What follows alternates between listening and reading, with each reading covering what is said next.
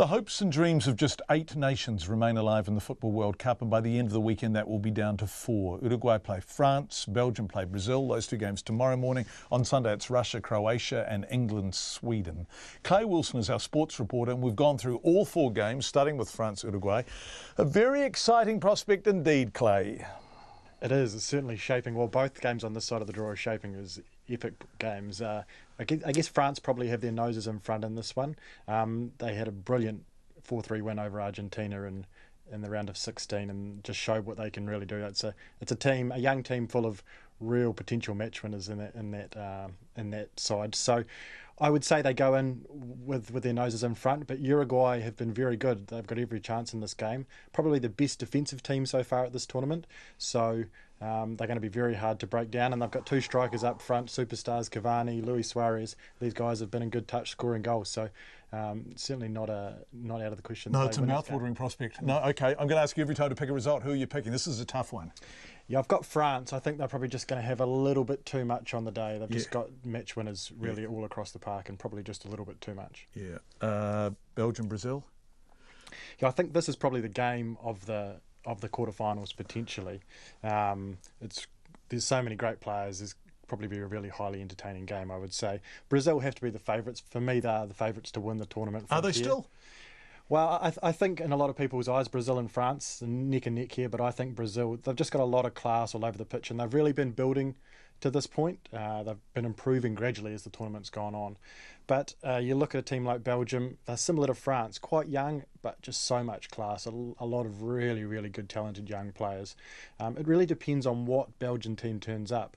They were brilliant in a couple of their group games, but against Japan, obviously, went down 2-0 and were playing terribly, and then just came to life in the last half an hour and scored 3 goals, the last one of which was just a goal from the end of the earth to win the game. So they've got their potential. I just didn't think they'd button on against Japan. They just thought it was a fait accompli, they were going to beat them, and no one was engaged. And then when it mattered, boy, they clicked, didn't they? Yeah, it's that old complacency thing. Sometimes you can talk about it, but when you actually get out there, there's just nothing you can do, and it takes you to get in that situation where it's life or death, and hey, you really need to buck up your ideas or you're gone, and that's what happened, and they really just fired into life and showed what they could do. Don't hit me, Clay, don't kick me. So that's a Neymar joke, a Neymar overreaction. I want to clarify to Radio New Zealand listeners that Clay didn't hit or kick me, but you wrote a good column about Neymar and his, it's feeble.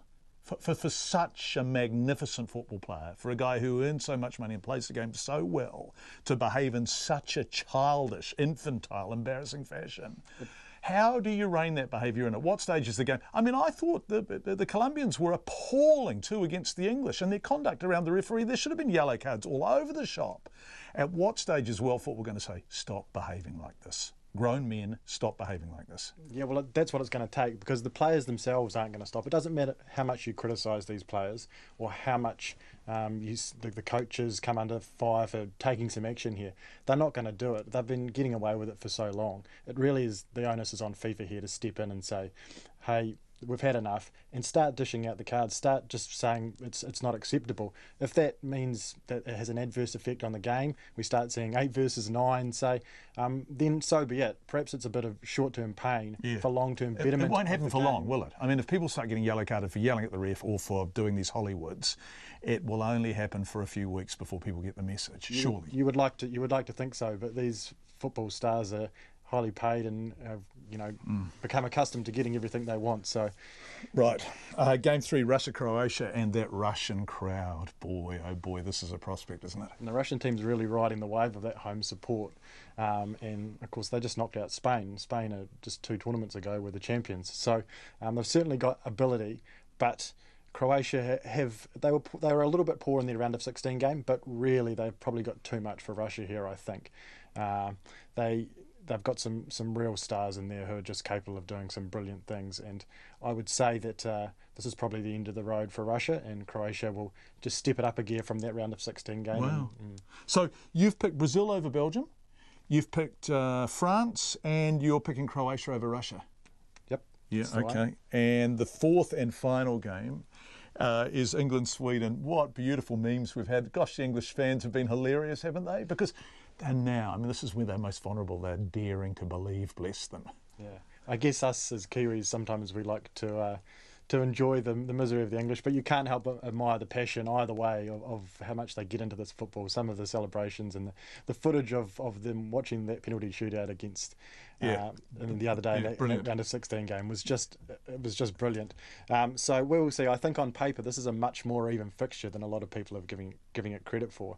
England should have too much for Sweden, but really, but I would think that Sweden are going to be very, very hard to get past. And of course, that Sweden have history on their side here. The last 8 games between these two teams, England have only won once.